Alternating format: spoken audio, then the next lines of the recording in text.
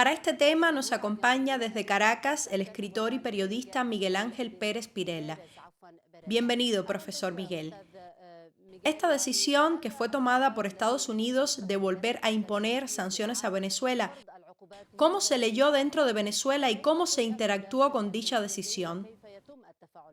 Bon, avant tout, bonsoir et merci pour l'invitation.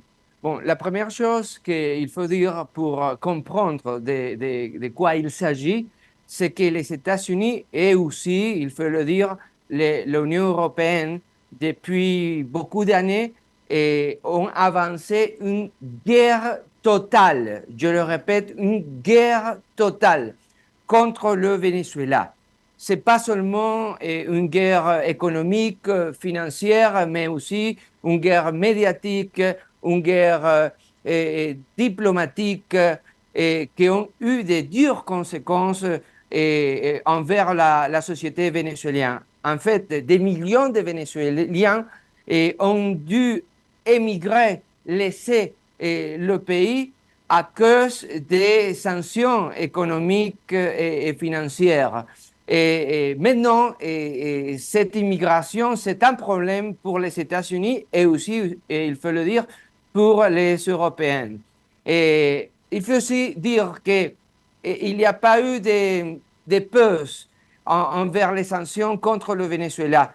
Il y a eu seulement un intérêt de la part des États-Unis parce qu'en fait, ils ont ouvert une guerre en Ukraine et ils ont besoin du pétrole vénézuélien, donc ils ont essayé de flexibiliser, pour aussi dire, ainsi dire, les sanctions contre le Venezuela, mais en échange des mesures que doit prendre, des mesures politiques que doit prendre le gouvernement du Venezuela. Et quelles sont ces mesures politiques? Bon, il s'agit de pratiquement choisir le candidat que les États-Unis veulent pour les prochaines élections. Il s'agit de María Corina Machado, qui est en fait une candidate inhabilitée à cause de sa participation dans des coups d'État, dans des essais d'invasion de notre territoire, mais aussi dans des cas de corruption. En ce moment, les États-Unis, mais aussi les Européens essayent donc de faire céder la souveraineté du Venezuela, du Venezuela pour obliger à l'État vénézuélien à prendre les décisions qui en fait conviennent aux intérêts des États-Unis, même si ces décisions vont contre la Constitution et les lois vénézuéliennes. Doctor Miguel, esto nos lleva al pasado reciente, al papel de Guaidó, que fue hasta reconocido como presidente de Estados Unidos y ese escenario fracasó. ¿Piensa usted que la nominación de María Corina Machado en Venezuela podría repetir ese mismo escenario y la inhabilitación de esta candidata, María Corina Machado, es lo que inquietó al estadounidense y lo impulsó a tomar tal decisión? O sea, ¿se trata de una especie de chantaje político contra Venezuela? ¿Cuál será la naturaleza de la respuesta venezolana? Mais bien sûr, c'est un grand chantage, un immoral chantage, parce qu'en fait, les États-Unis veulent décider sur un des pouvoirs de la République, le pouvoir judiciaire. Et en fait, la position du gouvernement a été exactement la même qu'il y a eu depuis pas mal d'années. C'est-à-dire, c'est une position de souveraineté qui dit aux États-Unis, vous ne pouvez pas décider sur les lois, sur les normatifs et sur la constitution du Venezuela. Et il faut dire que depuis beaucoup d'années, la position du gouvernement vénézuélien a été exactement la même. Et les États-Unis ont répondu en faisant coup d'État, en faisant invasion, en faisant déstabilisation économique et financière. Et les États-Unis, apparemment, n'ont pas compris que le gouvernement ne va pas céder devant les chantages des États-Unis. ¿Es un plan contra el presidente Maduro especialmente, doctor Miguel? Lo vemos así específicamente porque no se implementó el plan anterior y porque hubo un énfasis por parte del presidente Maduro en la independencia de la decisión soberana venezolana y no estar sujeto a esta subordinación estadounidense. ¿O es también una especie de venganza por parte de la administración Biden a pocos meses de las elecciones, también dentro de Estados Unidos? ¿Será una carta que está jugando en esta carrera electoral? Mais ce n'est pas seulement Maduro, c'est aussi le président Chavez. Et combien de gouvernements ont passé par les États-Unis et combien de mesures très drastiques ont appliqué contre les Vénézuéliens. Le décret d'Obama et le chantage de Donald Trump et le chantage de Biden et le gouvernement vénézuélien depuis 25 ans continue dans le pouvoir. Qu'est-ce qui fait penser aux États-Unis que maintenant le gouvernement va changer d'opinion si, j'insiste avec l'expression, les États-Unis ont appliqué une guerre totale contre le Venezuela et les États-Unis depuis 25 ans ont failli dans cette guerre totale. Pourquoi est-ce que maintenant le gouvernement révolutionnaire du Venezuela, le gouvernement de Maduro, en ce cas, va changer de vision et va tomber dans le chantage inmoral des États-Unis? ¿Estas decisiones tomadas por Estados Unidos pueden cambiar el rumbo de las cosas y el escenario político dentro de Venezuela? Me refiero específicamente al escenario de las elecciones presidenciales del año 2024, doctor Miguel.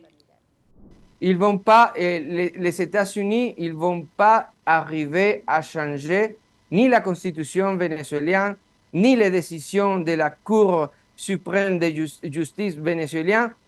Les États-Unis, avec tout ça, va essayer d'essouffler encore plus la situation économique du Vénézuélien qui, jusqu'à ce moment, a résisté à toutes ces pressions. Il faut dire aussi que le monde a changé depuis 25 ans et maintenant le Venezuela est ouvert à des grands marchés internationaux comme par exemple le marché chinois, par exemple le marché indien, et par exemple le marché des BRICS. Non? Et en ce moment, le Venezuela essaie comme réponse au chantage des États-Unis entrer aussi dans cette institution prestigieuse les BRICS pour essayer d'allévier les pressions économiques et financières des États-Unis. Aquí estamos hablando de diversificar estas relaciones políticas, así como los mercados económicos y comerciales. ¿Qué se espera en este caso? Esto significa para los países aliados de Venezuela desde el lejano oriente, incluso desde Irán también, y fuimos testigos de mucha ayuda y mucho apoyo mutuo con Venezuela antes y durante su dura experiencia con las dificultades económicas, y fue capaz de prevalecer y superar todas estas dificultades. Hoy podemos decir, a la luz del nuevo escenario y el nuevo orden mundial que se perfila, ¿Venezuela tiene mayores capacidades y potencialidades en términos de opciones? Mais bien sûr, le PIB des pays du BRIC en ce moment est plus grand que le PIB de l'Union européenne et les États-Unis ensemble. Et ça veut dire que le Venezuela a choisi le monde multipolaire à la place de le monde unipolaire qui essaye d'avancer les États-Unis. En ce moment, le Venezuela a grandi son commerce international et ne dépend plus comme c'était le cas dans les années 80-90 des États-Unis. En ce moment, le Venezuela a des marchés très importants, j'insiste, comme le marché chinois, comme le marché russe, comme le marché iranien et comme le marché des pays émergents du Sud global. Et c'est précisément là que le chantage des États-Unis trouve une réponse importante. Je suis sûr que le Venezuela, le gouvernement vénézuélien ne va pas tomber dans le chantage des États-Unis. Et aussi, je suis sûr que dans un court terme, le Venezuela va entrer officiellement dans le BRIC et va continuer de vendre son énergie, son pétrole, son gaz à des pays comme la Chine, comme l'Iran. Doctor Miguel, esta es su posición sobre Estados Unidos. Mi última pregunta.